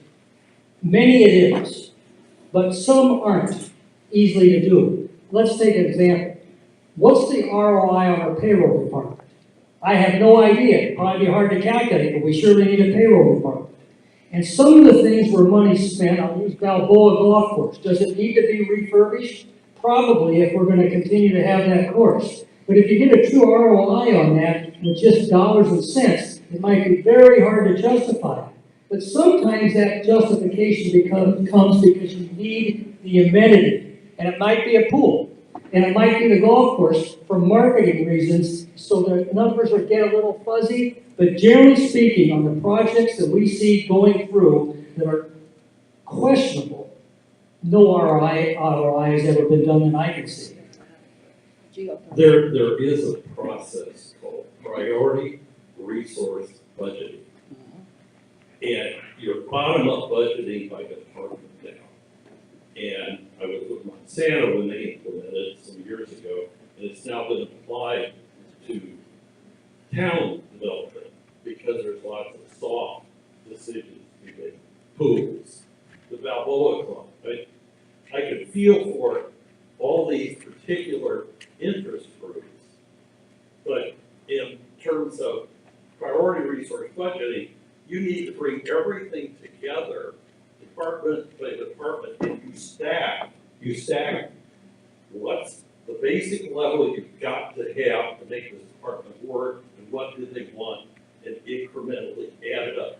Then, when it comes to the board, they stack up all these things. This is where our budget is. We don't want this, we don't want this, and I'll rephrase that. You take it in front of the people, and you say, the problem here is we have all these interest groups, and it depends on where the POA management is, okay? And so, personally, we moved here 6 years ago. I thought the Balboa Club was up and working.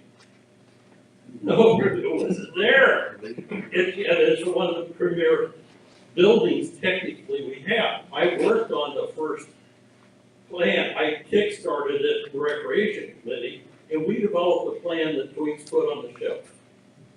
And you'd have to argue, is doing the Balboa Club along with the Balboa golf course fixing, which was the idea at the time, was that really a better solution than putting $1.5 million into a pool?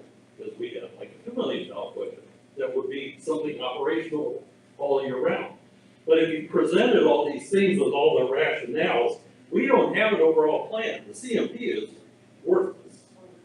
And so it was not reality. And there's so many, they had target audiences that added up to 120%. That's just one of multiple problems they have.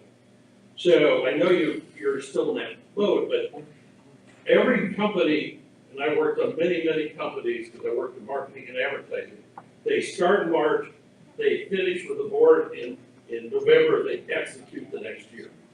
You can't keep making all these decisions outside of an overall annual plan. Absolutely right. And we will also need help.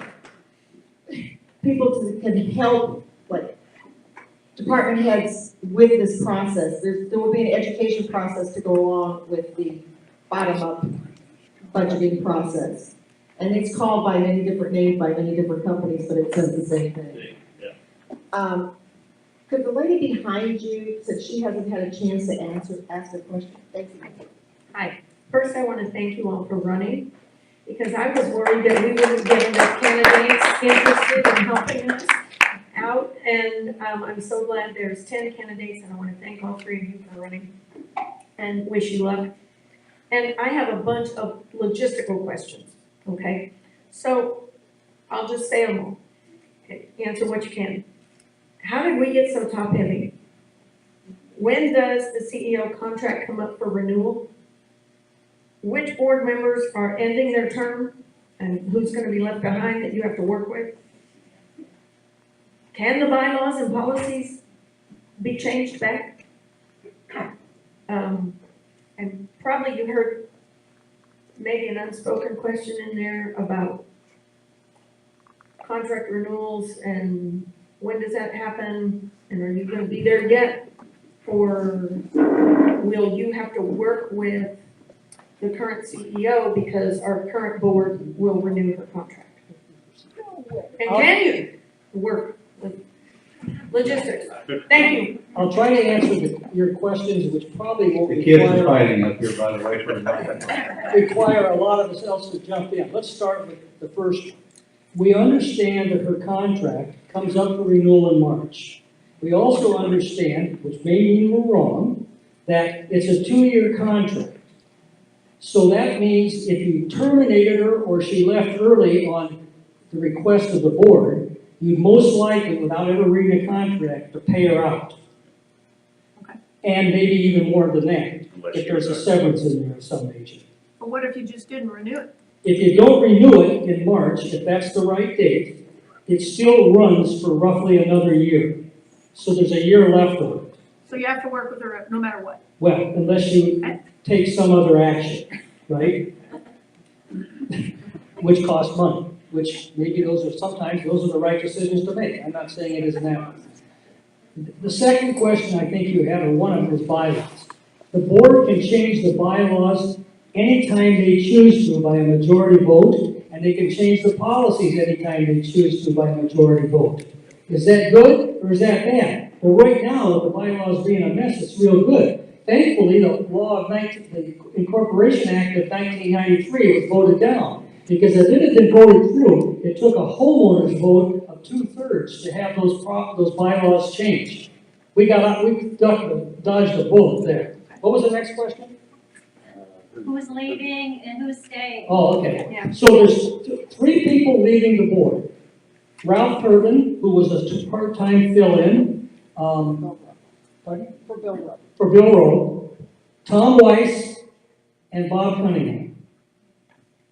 And Turpin is rerunning. And Turpin's running again. All 3 of them will have a 3-year term this time because they have a way that it's staggered, and it's the way I understand it, we all have 3-year terms. But next year, this time, there'll be 2 openings. Or is it 1? Brian, 1? No, Brian thinks it's 1. 1. No, there's 2. No, to get it back on track, there will be only 1. There has to be 2 because Cindy's term was 2 years and it'll be up. Oh, okay. And Mike, Yeah, I the think 3 his years. term Okay, ends. you're right. You only got a 2 year. I forgot about the 2 years. Okay, so the only question you didn't answer was how did we get so top heavy?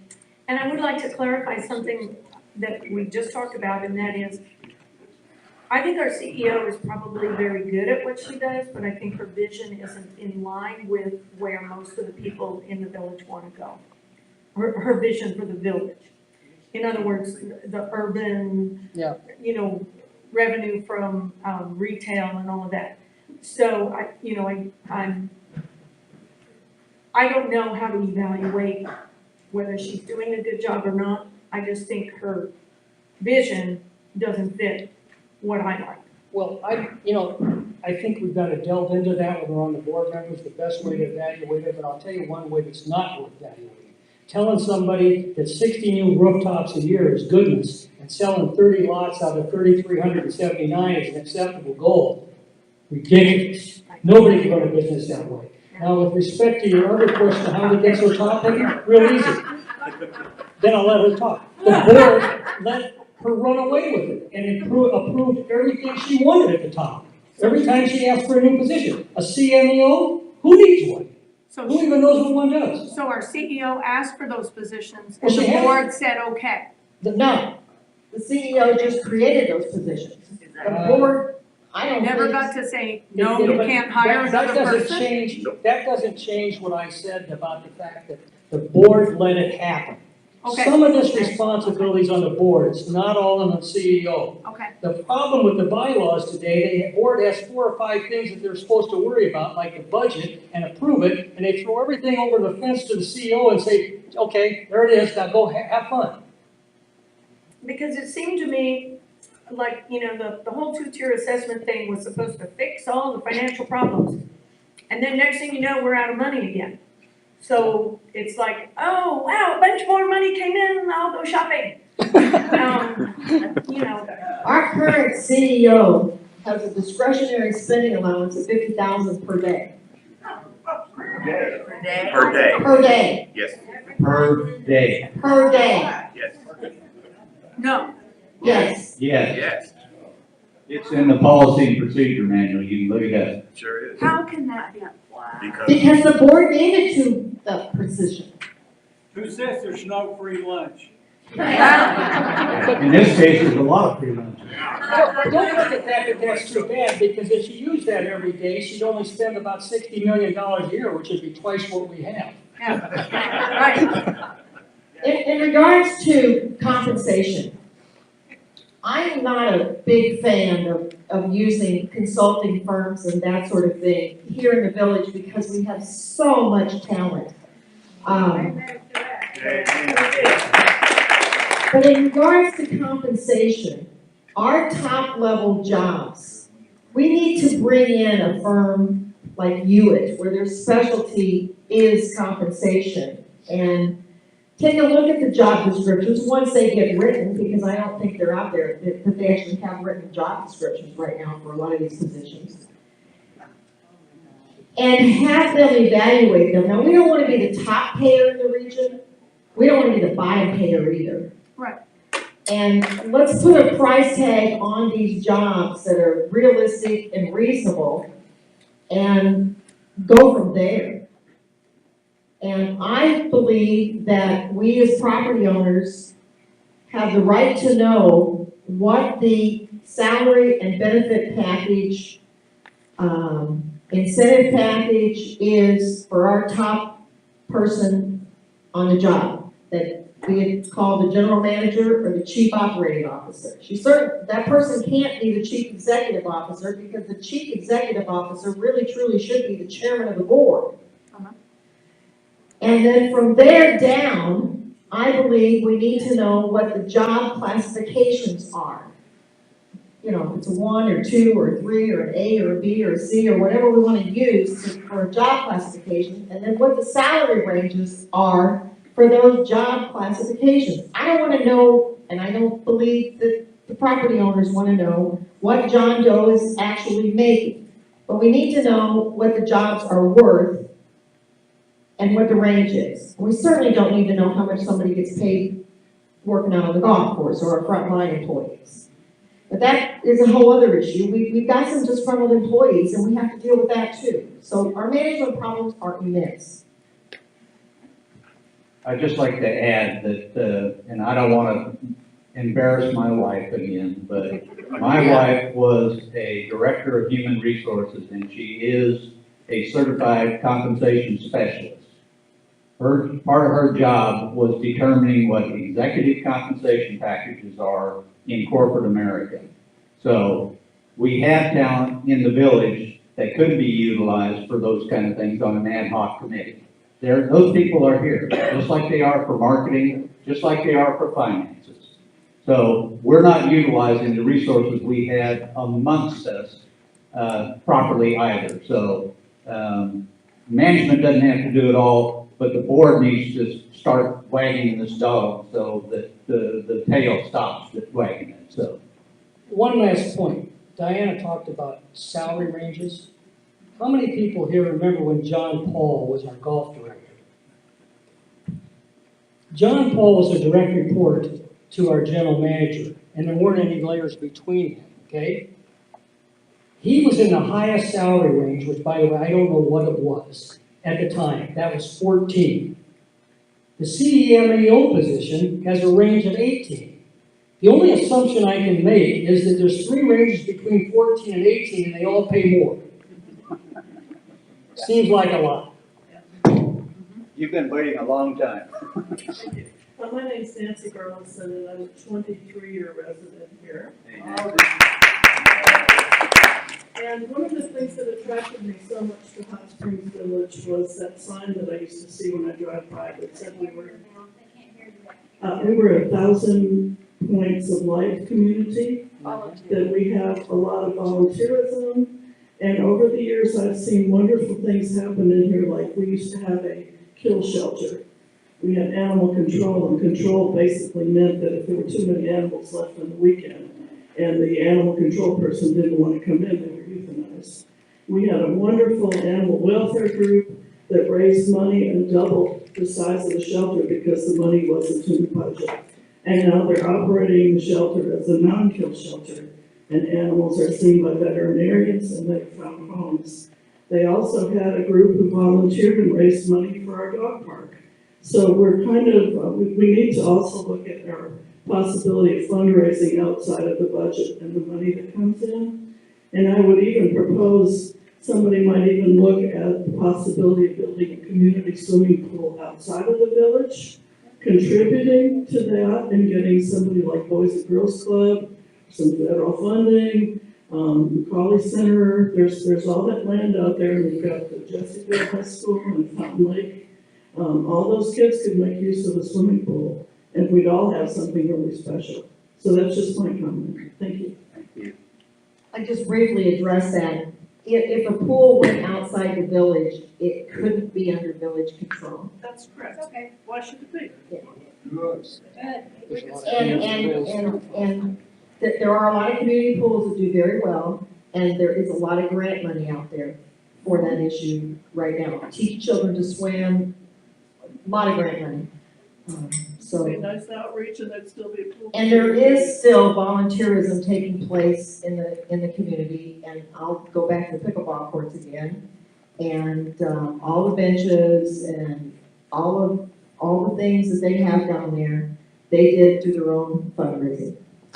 I think that it's, you talked about the animal shelter, which I'm a big supporter of the animal shelter, and all of us people that got dogs couldn't do without one. Not that long ago, they needed a new van. And I spearheaded a group to try to raise enough money to buy one. Did we get there? No. But they actually got some funding somewhere else, and they did get a new van with the exact purpose you said. Because they can take these dogs that people didn't adopt, and there's other places around here, Memphis being one of them, where you can take them and they don't end up getting euthanized. And from my perspective, that's terrible when we euthanize these pets. Amen. And that kind of volunteer stuff is going on, but we could surely use more of it.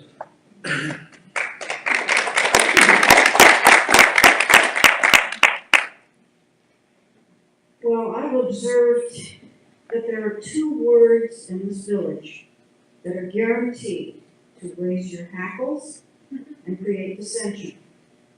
One of those words is pool.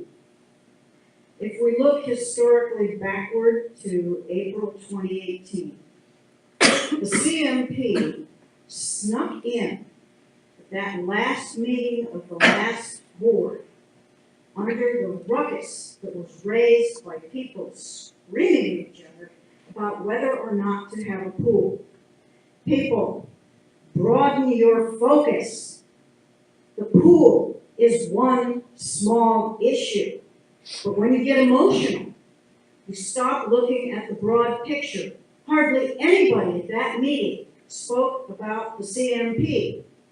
It snuck in under the radar as the last item of business of the last board. And they adopted now, read it later position. I don't think half of them even know what's in it. The Gene Garner suit, I hope he wins it. But please, people, get off of the pool issue and look at the broader financial issues.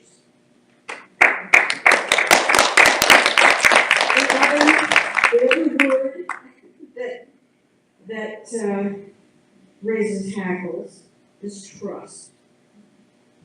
Okay, and we've had couched it in delicate terms like transparency, all kinds of things like this. And some of you have noticed that there have been statements made that just don't line up with what you see and what you hear, the empirical evidence in front of your face. Some people refer to this as false narrative. I'm no longer concerned with the lies, people. I'm concerned with the underlying truth that the lies are covering up.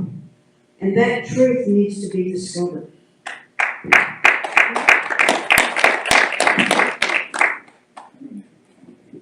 I just had a question of clarification for you. Is it Diane or Diana? Diana. Diana.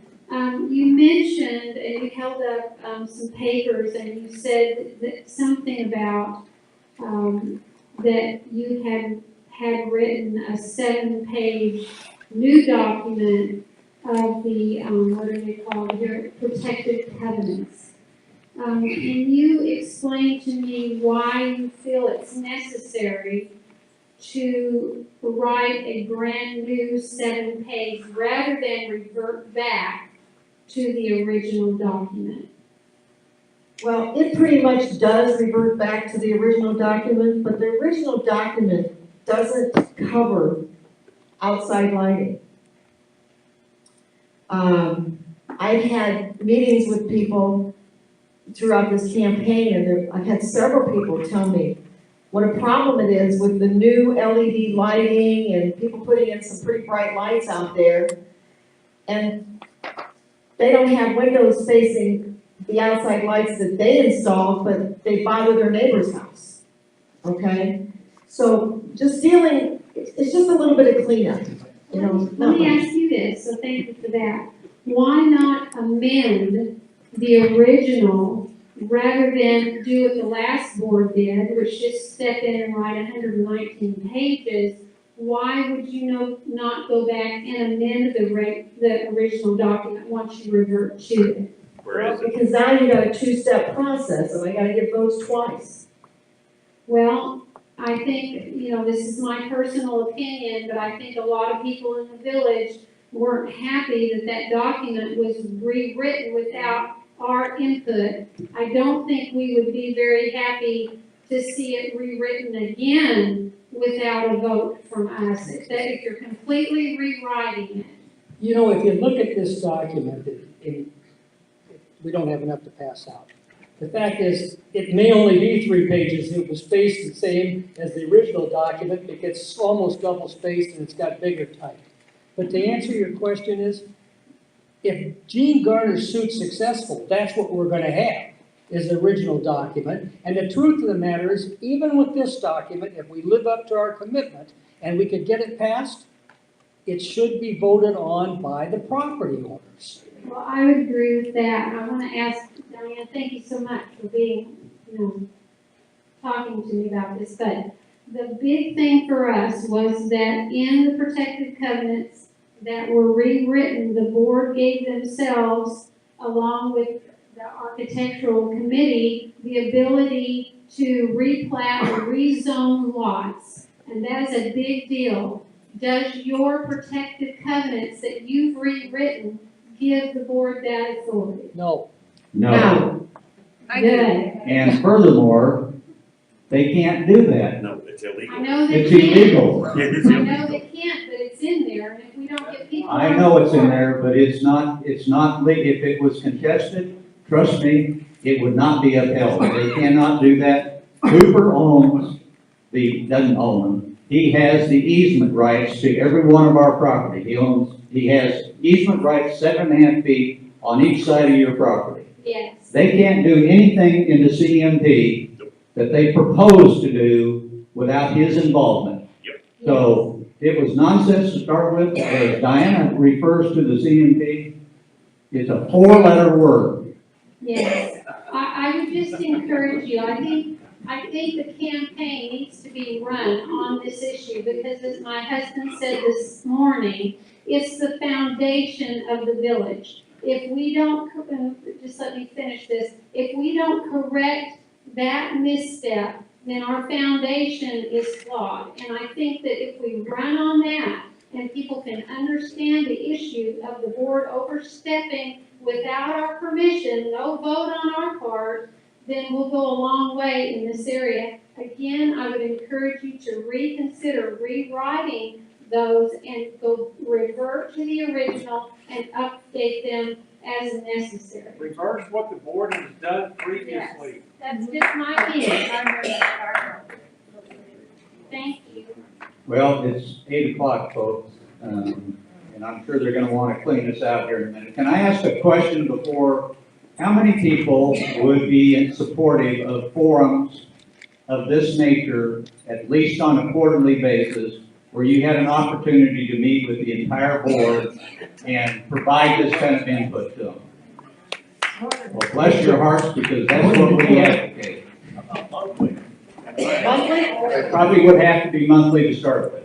Thank you, everyone, for coming. We really appreciate your being here. The candidates would appreciate your vote, and thank you. Have a great evening.